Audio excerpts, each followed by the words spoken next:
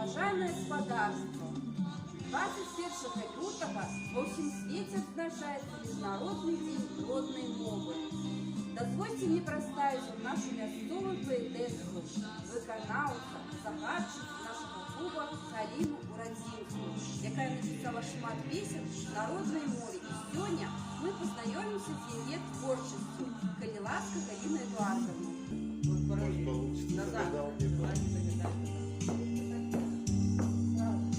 Добрый день, поважанные сябры! Сегодня я познакомлю вас со своей творчеством. Шмат песен я написала на белорусской мове для своей родины, для своего города и для своей вёски, у якой я народилась. Я зараз представлю вашей увазі свою песню.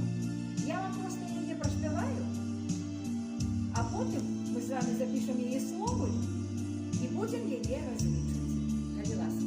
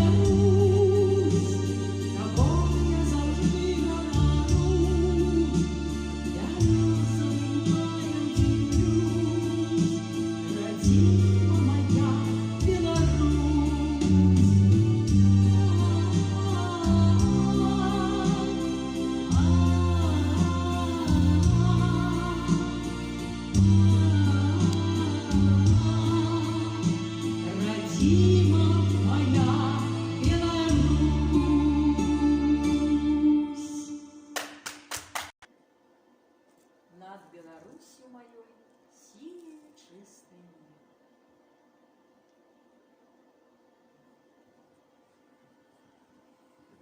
Тушки у вырой летят. Я не поспеваю. Над Беларусью моей, якой Синее чистое небо.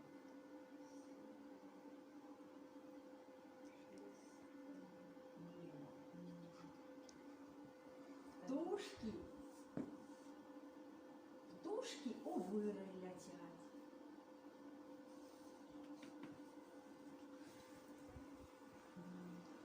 Тушки у вырой летят.